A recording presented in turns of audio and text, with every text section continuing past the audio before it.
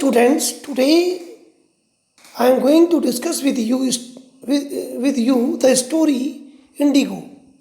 So today we will study with the help of extra marks the software which actually help us in teaching and learning. So students, let's start the story Indigo. Learning objectives. By the end of this smart learning module, the students shall be able to understand, interpret, evaluate, and respond to the following features in the story Indigo. About the author, theme, setting, characterization. Critically appreciate the writer's style of writing. Understand the effectiveness of the style of narration.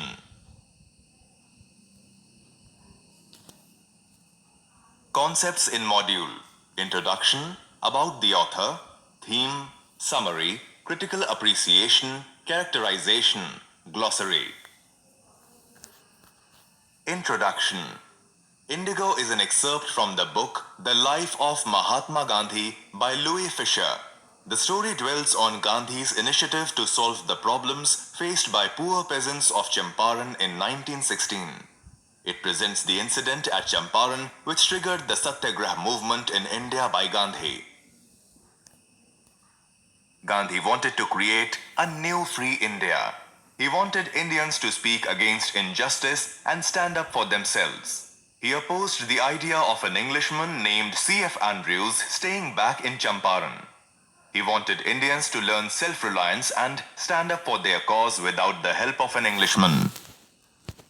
About the author. Louis Fisher, 29 February 1896, 15 January 1970, was a Jewish-American journalist. His famous works are The God That Failed, 1949, and The Life of Mahatma Gandhi, 1950, which became the basis for the film Gandhi, 1982.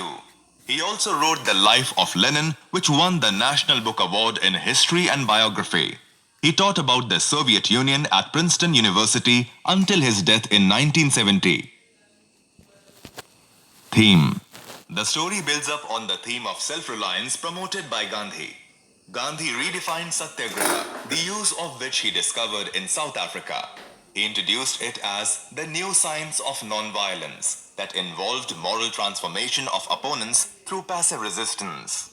The story shows that effective leadership and unity can solve any problem. Louis Fisher met Gandhi for the first time at his ashram in Sevagram in 1942. I will tell you how it happened that I decided to urge the departure of the British. It was in 1917. Gandhi had gone to the December 1916 annual convention of the Indian National Congress Party in Lucknow. There he met a poor and emaciated peasant who introduced himself as Rajkumar Shukla. He had come to meet Gandhi all the way from Champaran. Under an ancient arrangement, the Champaran peasants were sharecroppers and he was one of them. He had come to meet Gandhi to complain about the injustice of the landlord system in Bihar and seek the latter's help in the matter. After several months passed by, Gandhi agreed to help Shukla. The two of them boarded a train to Patna and met Rajendra Prasad. His mission to help the sharecroppers spread quickly. Sharecroppers from Champaran began arriving on foot to see their champion. Muzaffarpur lawyers called on Gandhi to brief him about the problem as they frequented peasant groups in court.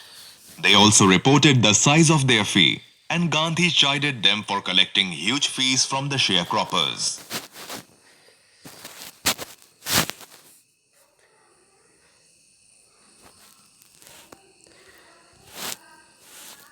Taking such cases to the courts does little good. Where the peasants are so crushed and fear-stricken, law courts are useless. The real relief for them is to be free from fear. Large estates were owned by Englishmen and worked on by Indian tenants. The landlords compelled all tenants to plant 3/20ths or 15% of their holdings with indigo and surrender the entire harvest as rent.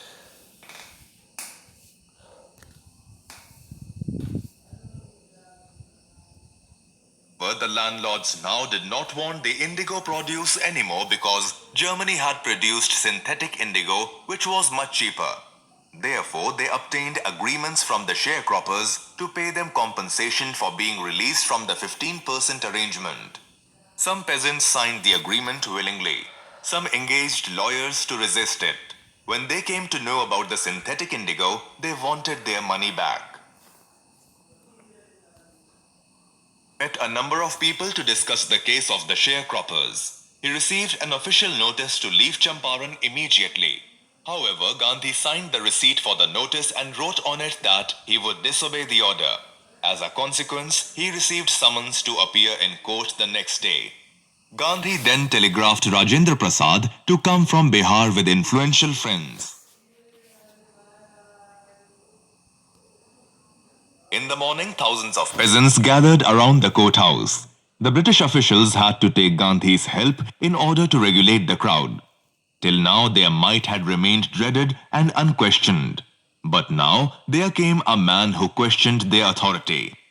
Rajendra Prasad and several other prominent lawyers had arrived from Bihar. Gandhi asked them what they would do if he was sentenced to prison.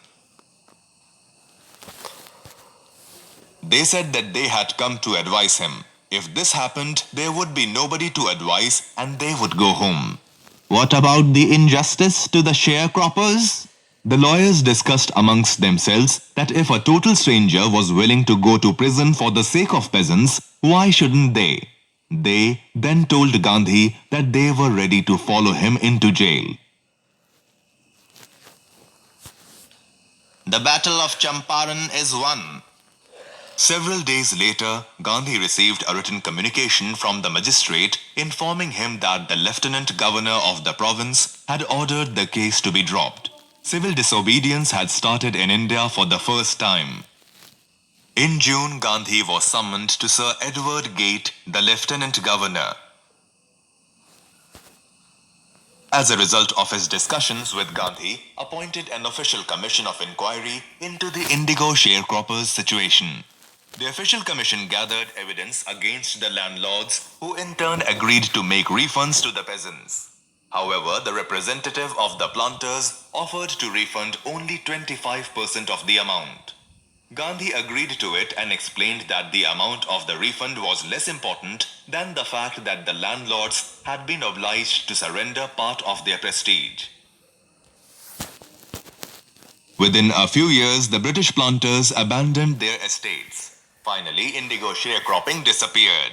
Gandhi also saw the cultural and social backwardness in Champaran and wished to do something about it immediately. He appealed for teachers. Two young men, Mahadev Desai and Narhari Parekh, along with their wives, offered to work. Gandhi's wife and his youngest son also arrived from the ashram. Kasturbai taught the ashram rules on personal cleanliness and community sanitation.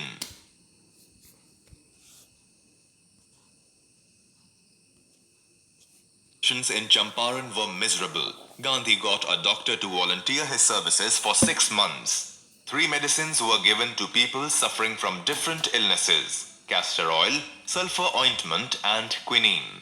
He engaged himself in the betterment of the people. What I did was a very ordinary thing. I declared that the British could not order me about in my own country.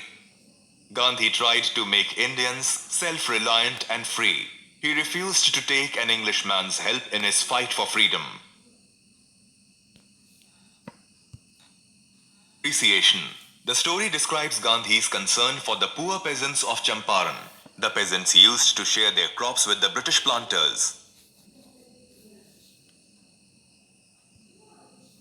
Commercial crop was indigo. The landlords compelled all tenants to plant 15% of their holdings with indigo and surrender the entire indigo harvest as rent. This was done on long-term contract. The British learned that Germany had developed synthetic indigo and they did not want the indigo crop anymore. time Gandhi went to Champaran. He managed to seek justice for them after a long year of struggle. Thus, he alleviated the distress of a large number of poor peasants. They demanded compensation for relieving the peasants of the 15% rent agreement. The sharecropping arrangement was irksome to the peasants. Many signed willingly. Those who resisted engaged lawyers. An episode was a turning point in Gandhi's life. He tried to mold and inspire a new free India that could stand on its own feet. He gave the peasants a valuable lesson in self-reliance. Rajkumar Shukla. Rajkumar Shukla was a poor sharecropper from Champaran. Resolute in the pursuit of his aim, he had come all the way from Champaran to Lucknow to meet Gandhi. Make Gandhi aware of the miserable state of the poor peasants of Champaran and wanted him to take up their cause. He accompanied Gandhi everywhere and did not give up until he had persuaded Gandhi to meet him at Calcutta. Gandhi. Mohandas Karamchand Gandhi, 2nd October 1869 to 30th January 1948, was a leader in the Indian independence movement. He led India through a series of non-violent fights against the British, which eventually helped in gaining independence. The Champaran episode was, no doubt, a turning point in Gandhi's life. It was not an act of rebellion. At improving the miserable state of sharecroppers in Champaran. The Champaran episode proved Gandhi's ideas and means as rational and justifiable. It conveyed a message that Indians have the courage to question British rules and policies. The episode gave an impetus to civil disobedience movement in modern India.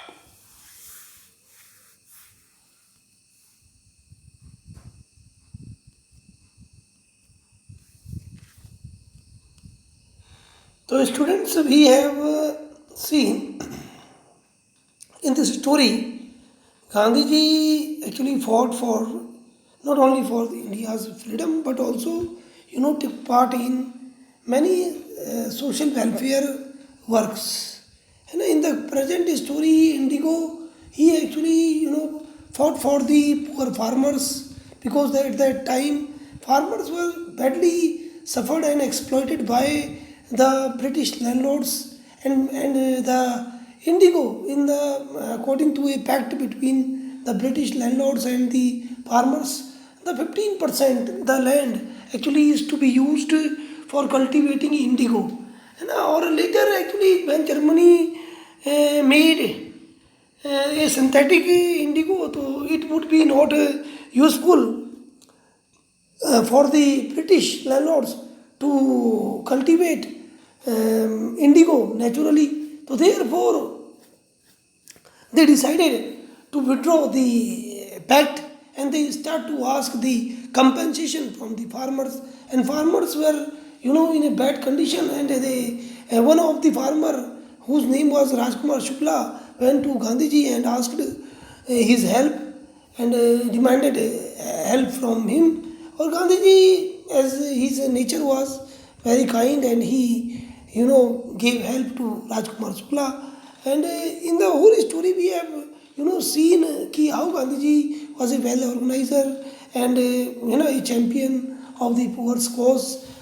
So I hope so you have learnt it, and there are many questions. In the next video I will discuss a few more things about Indigo story. So now for this till now, thank you very much for listening and watching, and have a good day. Okay now.